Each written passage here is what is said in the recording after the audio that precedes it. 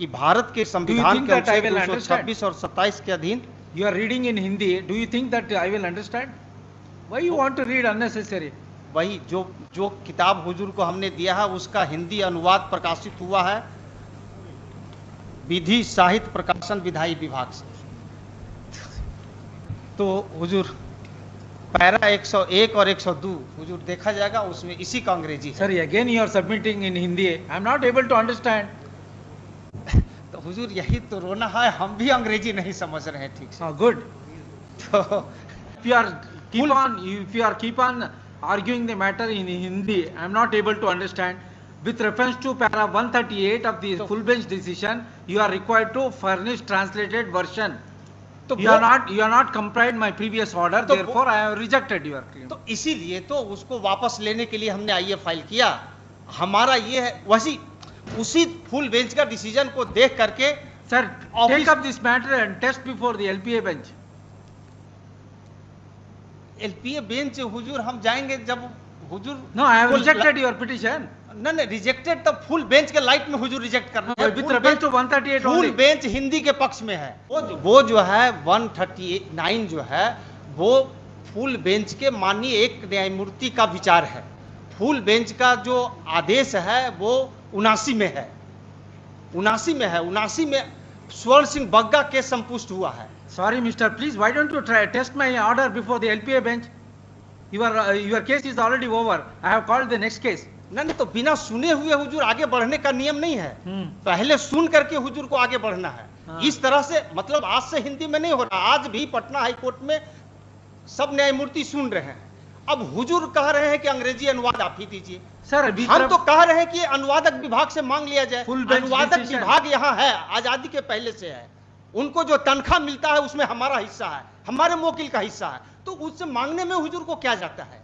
ये तो न्याय संगत बात हम बोल रहे हैं। हम अंग्रेजी नहीं जानते हैं, हमसे अंग्रेजी अनुवाद हुजूर मांग रहे हैं। तो वो एक डिवीजन बेंच का हम ऑर्डर दिखा रहे हैं, उसको विचार में लेकर के हुजूर आदेश पारित कर दिया जाए। वो हम लगाए हुए हैं एनेक्सर में। बस इतना ही तो हमारा प्रेयर है हुजूर। ये पेज 13 पर है, आइए का page 13। Hard learn council for the petition, ये फुल बेंच का डिसीजन के बाद का है। जिस तरह से हुजूर कह रहे हैं कि अंग्रेजी अनुवाद दीजिए, उसी तरह से कहा गया था। मैंने निवेदन किया कि एक बार फुल बेंच को ठीक से सुन लिया जाए। सुना गया, सुनने के बाद पाया गया कि जो हिंदी में फाइल किया है उससे जबरदस्ती अंग्रेजी अनुवाद नहीं लिया जा सकता है। और चूंकि यहाँ अनुवादक विभाग है तो उससे मांगने में है और वो मांगा गया हुजूर, देखा जाएगा। Hard learned counsel for the petitioner and learned counsel for the state. The petition filed by learned counsel for the petitioner is in Hindi. In view of the above, office is directed to get translated the Hindi petition filed by learned counsel for the petitioner into English for the translator section of the Patna High Court. Let this matter immediately after translated copy of the petition is received in the office. तो हुजूर इस order को देख लिया जाए। I will give you dictation. Please listen. At this stage, learned counsel for the keep on repeating that he need not require to file translated version in terms of a full bench decision in the light of later division bench decision so and so. Full stop. As long as para 139 of the full bench decision is not reversed by competent forum, division bench decision in respect of producing translated English version cannot be overruled. Accordingly, it is rejected.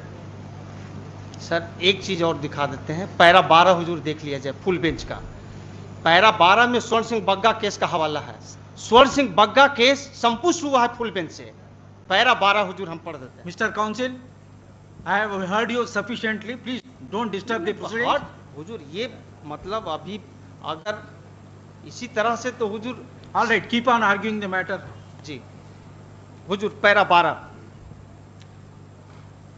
याची ने 1995 की LPA संख्या 600 पूर्वोक्त आदेश को चुनौती देते हुए file की, जिसको भी तारीख 21 जुलाई 1995 को खारिज कर दिया गया, जिस आदेश को स्वर्ण सिंह बग्गा बनाम NN सिंह रजिस्ट्रार वाले मामले में संसूचित किया गया और नीचे उद्धृत किया गया।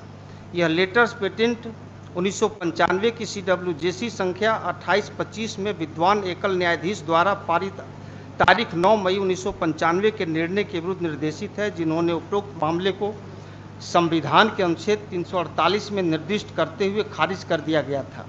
अपीलार्थी की प्रार्थना यह थी कि उच्च न्यायालय के समक्ष समस्त कार्यवाहियां हिंदी में होनी चाहिए, दलीलें हिंदी में दी जानी चाहिए और निर्णय भी हिंदी में दिए जाने चाहिए। संभवतः यह प्रार्थना प्रदान नहीं की जा सकती।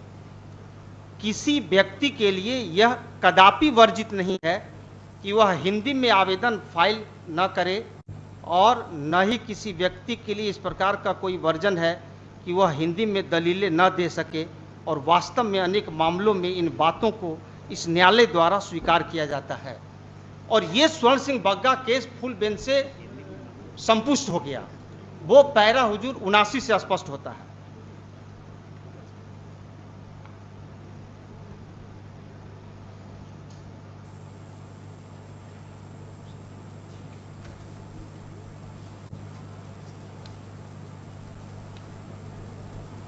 ऐसा कहने और संपूर्ण पृष्ठभूमि पर विचार करते हुए जब यह अधिसूचना का निर्वचन किया जाता है तो मैं अधिसूचना को रद्द करने की कोई विधायी इच्छा नहीं पाता, किंतु वहीं आकांक्षाएं भी पूरी की जानी चाहिए और संवैधानिक निर्देश को एक दिशा दी जानी चाहिए।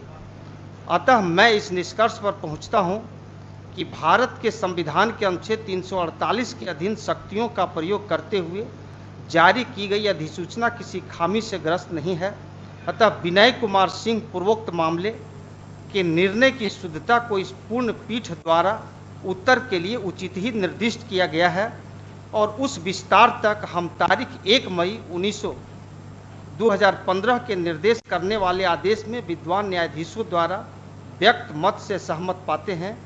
भारत के संविधान के अनुच्छेद 226 और 27 के अधीन पेश की जाने वाली याचिकाओं और कर प्रति निर्देशों की बाबत अपवाद डालते हुए निकाले गए अंतर को विनय कुमार सिंह वाले मामले में दिए गए कारण के आधार पर हटाया नहीं जा सकता। अतः मैं विनय कुमार सिंह पूर्वोक्त मामले या इसी प्रकार के मामलों में दी गई तर्कना को अनुमोदित नहीं करता और उस विस्तार तक मैं यह निष्कर्ष निकालता हूं कि स्वर्ण सिंह बग्गा वाले मामले में व्यक्त मत सही मत है। तो स्वर्ण सिंह बग्गा मामला है, वही कहता है कि हिंदी में आवेदन दाखिल करने में किसी व्यक्ति पर कोई वर्जन नहीं है और नहीं किसी व्यक्ति पर हिंदी में तर्क रखने में कोई वर्जन है, और वो संपुष्ट हो गया। अब इसमें अंग्रेजी अनुवाद की बात आई है, तो वो अंग्रेजी अनुवाद उससे वसूलने की अनिवार्यता नहीं है जो हिंदी में आवेदन दाखिल किया है। हुजूर, जो हिंदी में आवेदन दाखिल किया उसी से अगर कोई अनुवाद भी देना पड़ेगा तब तो कोई हिंदी में दाखिल ही नहीं करेगा और संविधान का उद्देश्य कभी पूरा नहीं होगा।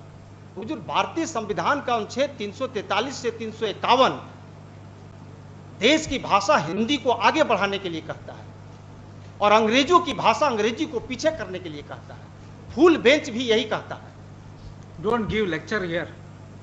तो हुजूर, इसमें ये कह दिया गया कि भाई हिंदी में फाइल हो सकता है।